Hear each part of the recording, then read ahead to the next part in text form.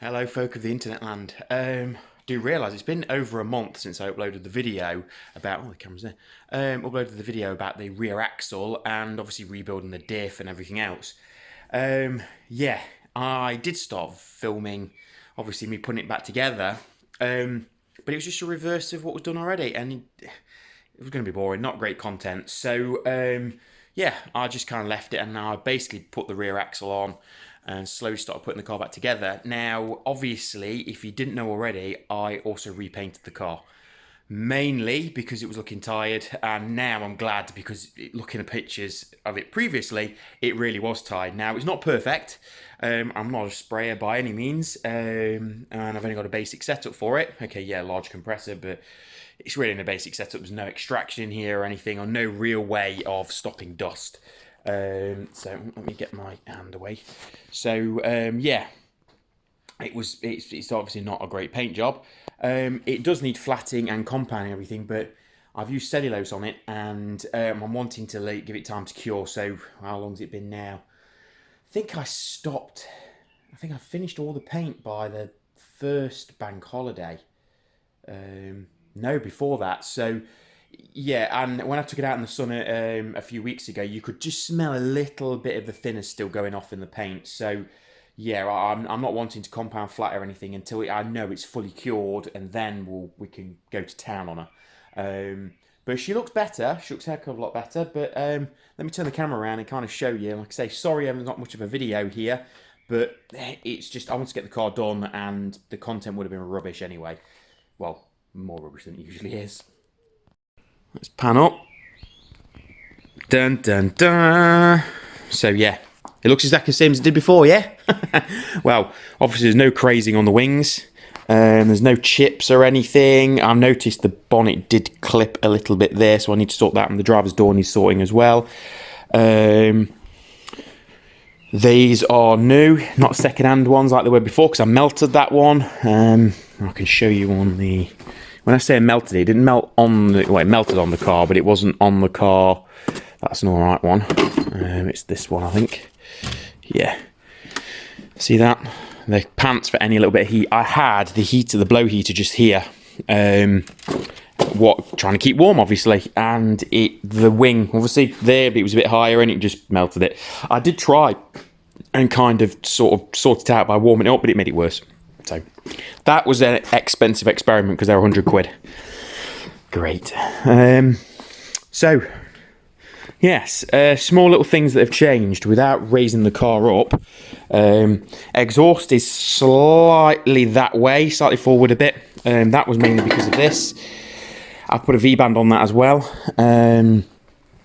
I've put a reversing light on because the original ones don't work, even though that's not wide up, it still doesn't work. At the moment I've not got the rear wing on because when I actually did it, painted it, the paint reacted, and I need to sort it because I didn't, because I knew I was going to be putting the rear wing on. There's actually a line here that needs sorting. Like I said, I didn't bother sanding it out. You can probably just about see it where that little speck of dot is. It's around here. Yeah, so that's that, and the wing needs to go on. I might just flick it on anyway and it's done then. It's not great. It has actually split. And it probably will get worse. There it is. See this splitting the paint there. No, I chipped it there. It's not great. It really isn't great. Split there. So yeah, and there's one there as well. So yeah, that's going to have to be the sanded all the way back. I don't understand why. I put bar coat on it, and I don't recall putting too much paint on, but I obviously did. So yeah, did a pants job there, didn't I? Yep. So rear end. I've rewired the rear lights with Tyco connectors because the original bullet connectors are crap. So then I know brighter and work better. I want to change them now and go for early type. As you can see, the rivets aren't, it's not fully riveted on the arches, but I prefer the less rivet look now. What else? Oh, the Panhard rod and anti-tramp bars are on. We're probably, well, yep, you can see them there. Just about see it. Let's see if we can zoom in for you. There we go. Panhard